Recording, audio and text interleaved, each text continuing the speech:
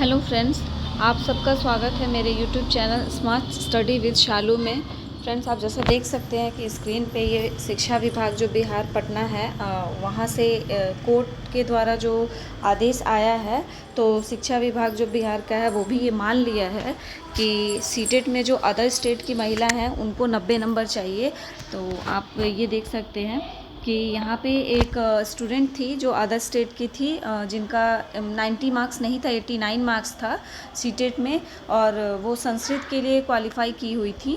तो उनको काउंसलिंग के लिए रोक दिया गया। काउंसलिंग में उनको ये बोला गया कि आपका 90 नंबर नहीं है, जिसकी वजह से वो उनको रोक दिया गया। और उसके बाद वो कोर्ट चली गई, और वहाँ पे जो हाई कोर्ट है पटना का, आप देख सकते हैं, वहाँ से ये न्यायालय द्वारा जो आदेश पारित किया गया है वो है, जिसमें साफ साफ कहा गया है कि 90 नंबर से कम वाले एलिजिबल नहीं हैं। आप यहाँ देखिए, आवेदिका का कहना है कि केंद्रीय शिक्षक पात्रता परीक्षा जो है वो उसमें 60% से कम होने के कारण काउंसलिंग को उनके रोक दिया गया था। और उनका यह भी कहना है कि उनका जो 27/2023 यानी कि जो TRE 2 था, उसके विज्ञापन में ये स्पष्ट भी नहीं किया गया था कि 60% ही चाहिए। उसमें साफ साफ लिखा हुआ था कि 55% अंक होना आवश्यक है। जहाँ तक मेरा मानना है, बिहार में BPSC को ये कंफर्म कर देना चाहिए था कि ये 55% जो अंक है वो सिर्फ बिहार की महिलाओं के लिए है, बिहार से बाहर की महिलाओं के लिए नहीं है, जिससे बिहार से बाहर की महिलाओं का भी समय बच जाता। क्योंकि वो काउंसलिंग कराने आई बिहार से, उसमें भी उनका टाइम गया, फिर एग्ज़ाम देने आई, क्योंकि जब सीटेट का तो रिज़ल्ट पहले से ही उनको पता है कि इतना नंबर है, लेकिन ये नोटिफिकेशन में क्लियर नहीं होने की वजह से 90 नंबर से जिनका कम था वो भी एग्ज़ाम देने आए, तो उनका वो टाइम भी वेस्ट हुआ, खर्चा भी गया, मेहनत भी बर्बाद हुआ, सब कुछ गया, जिसकी बिहार तो भरपाई, BPSC वाले तो भरपाई बिल्कुल नहीं कर सकते हैं। आप आगे देख सकते हैं, यहाँ पे जो कोर्ट का कहना है मैं वो आपको बता रही हूँ कि सीटेट में जो विभिन्न प्रावधानों हैं उसका अवलोकन कोर्ट ने किया, और उसके बाद उन्होंने कहा कि जो आवेदिका हैं वो बिहार राज्य से बाहर उत्तर प्रदेश की हैं, और उसमें जो सीटेट है उसके भी सर्टिफिकेट में ये लिखा हुआ है कि जनरल वाले कैंडिडेट के लिए 60% या अधिक अंक प्राप्त करने पर ही उन्हें योग्य घोषित किया जाएगा। तो ये आपके सीटेट के जो मार्कशीट है ना, उस पर लिखा है कि 60% ही नंबर चाहिए, लेकिन कई राज्य ऐसे होते हैं जो 60% से कम वाले को भी लेते हैं। तो बिहार भी लेता है, लेकिन नोटिफिकेशन में उनको ये क्लियर करना चाहिए था कि 60% नंबर चाहिए अदर स्टेट वालों के लिए, जो कि उन्होंने नहीं किया था, जो कि मैं भी मानती हूँ कि बहुत बड़ी गलती है ये BPSC वालों की भी, कि नोटिफिकेशन इतना जल्दी में वो लोग निकालते हैं कि कुछ भी क्लियर नहीं होता है और सभी डाउट्स में रहते हैं। इससे देखिए दोनों तरफ से नुकसान हुआ।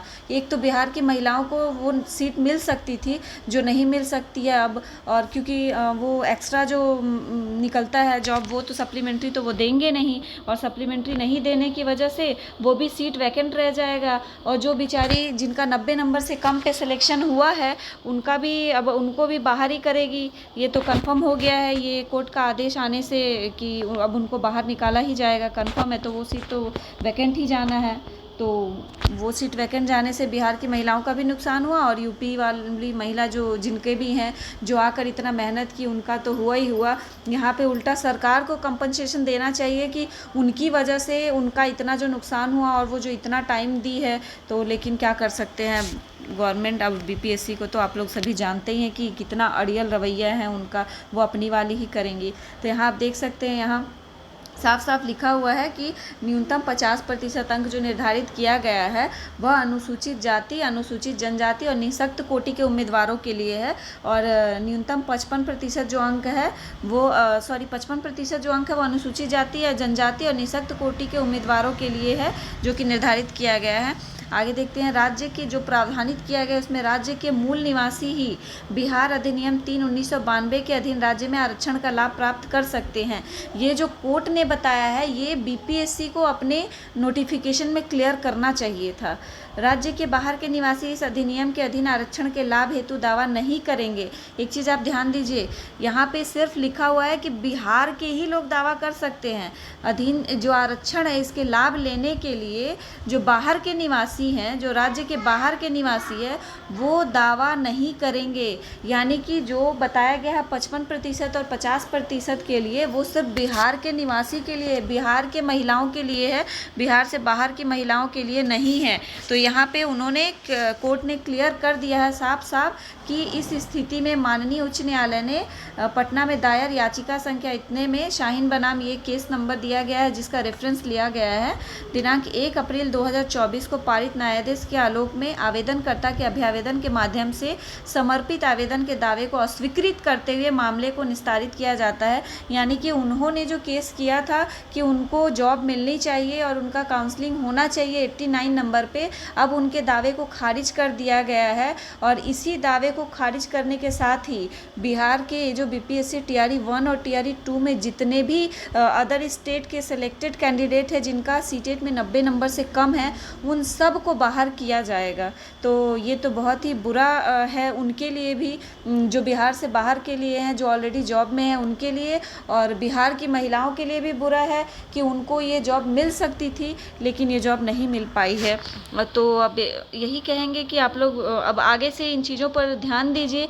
जो टीआरई 3 और टीआरई 4 होने वाला है, उसमें जिसका भी सीटेट में 90 नंबर से कम है वो लोग फॉर्म मत भरिएगा, क्योंकि फिर से आप लोग भरेंगे, आपका टाइम वेस्ट होगा, मेहनत भी जाएगा, आप लोग आकर एग्ज़ाम भी देंगे लेकिन काउंसलिंग में नहीं होगा। और इस तरह से अगर लापरवाही होगी तो हो सकता है कि आपका सिलेक्शन हो भी जाए लेकिन बाद में जब अच्छे से जाँच होगी तो बाहर कर दिया जाएगा। तो आप लोग अच्छे से एग्ज़ाम कीजिए, सीटेट भी क्वालिफाई कीजिए। जनरल जो भी हैं अदर स्टेट वाले, वो 90 नंबर से जिनका भी ऊपर है वो लोग ही बस फॉर्म फिलअप करिएगा।